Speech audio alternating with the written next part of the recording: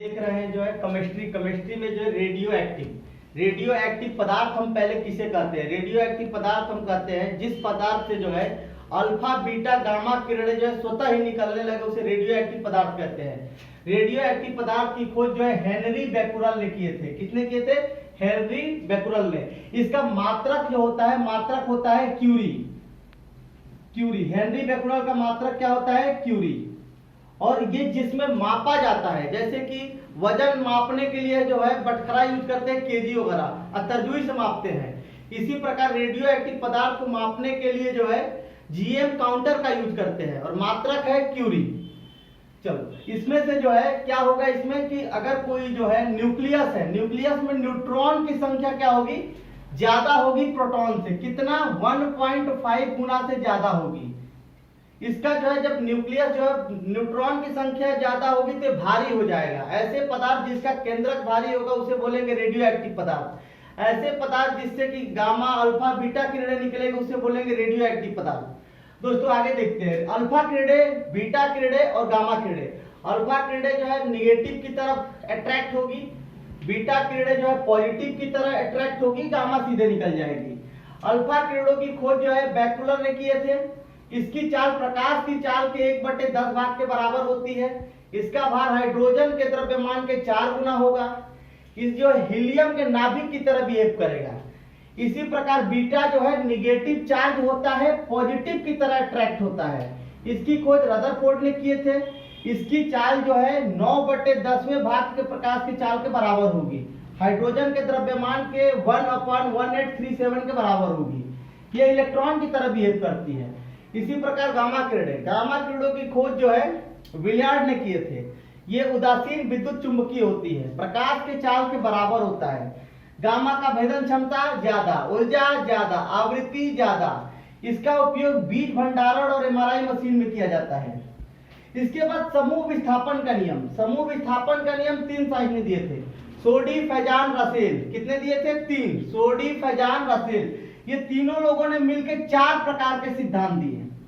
पहले सिद्धांत में इन्होंने ये बताया कि अगर गामा किरणों को निकाला जाएगा तो उसके जो है पदार्थ के परमाणु भार और परमाणु क्रमांक में कोई परिवर्तन नहीं होगा।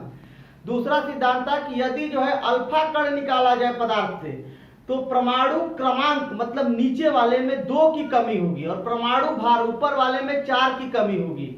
अगर बीटा किरणें निकाला जाए तो इसमें जो है परमाणु क्रमांक में 1 की वृद्धि होगी और परमाणु भार में कोई परिवर्तन नहीं होगा। और इसी प्रकार अगर अल्फा बीटा किरणों को निकाला जाता है तो एक ऐसा समय आएगा जो कि लेड का रूप ले लेगा। अर्ध आयु काल क्या होता है? देखिए जैसे कि हम अगर पेट्रोल जो है एक गिलास में, एक बर्तन में रखते हैं तो हवा में उड़ जाता है, उसकी जो है क्या हो जाता है? विघटन हो जाता है, कमी हो जाती है। इसी प्रकार अर्ध आयु काल ये होता है कि कोई भी पदार्थ जो है अपने जो है कितना हो जाता है, जैसे 100% है तो कुछ समय बाद वो 50% होगा, इसके कुछ समय बाद ये 25% होगा। इसी को बोलते हैं हाफ ईयर, अर्ध आयु काल। ये अर्ध आयु काल जो है यही होता है कि जैसे मान लीजिए कोई पदार्थ है वो जो है 20 साल में जो है वो आधा हो जाता है, उसके 20 साल बाद आधा हो जाए, इसे बोलते हैं अर्ध आयु काल। इसके बाद औसत आयु काल। औसत आयु काल क्या होता है? 1.44 इंटू हाफ मतलब अर्ध आयु काल। विघटन स्थिरांक होता है 0.693 डिवाइडेड बाई टी हाफ। कृत्रिम रेडियो एक्टिव की खोज जो है आई क्यूरी और जो है फ्रेडरिक जोयलेट ने की थी।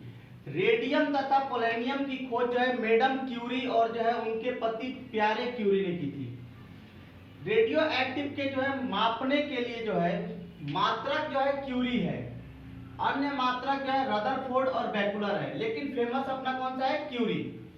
रेडियो एक्टिव पदार्थ जो है विकिरण निकालता है, लेकिन कितने मात्रा में निकालेगा? जो मापक क्या है? मापक इसका है जीएम काउंटर, गाइमेर मुलर गणितीय जीएम काउंटर। किसी भी पदार्थ के रेडियो एक्टिव होने का मुख्य कारण है न्यूट्रॉन की संख्या ज्यादा हो जाना।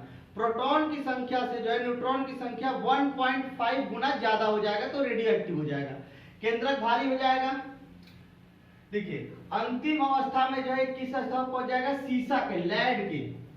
ऑलरेडी पिछले वीडियो में बता चुके हैं, एक अल्फा निकलेगा तो 2 प्रोटॉन की जो परमाणु क्रमांक की संख्या कम होगी, एक बीटा निकलेगा तो एक जो है परमाणु क्रमांक की संख्या जो है बढ़ जाएगी। तो आयनन विभव जो है अल्फा का ज्यादा होगा, इसके बाद बीटा, इसके बाद गामा।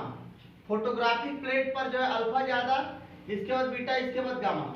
भेदन क्षमता सर्वाधिक होता है गामा का, गामा एकदम शरीर के अंदर तक घुस जाता है, इसके बाद बीटा, इसके बाद अल्फा।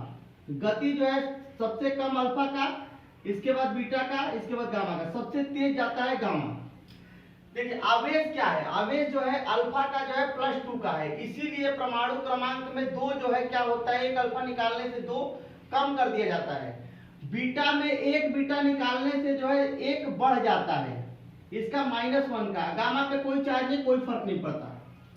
प्रकृति, इसका नेचर क्या है, हीलियम के नाभिक के जैसा अल्फा बिहेव करता है, इलेक्ट्रॉन के जैसे बीटा बिहेव करता है, और विद्युत चुंबकीय तरंग जैसे गामा बिहेव करता है।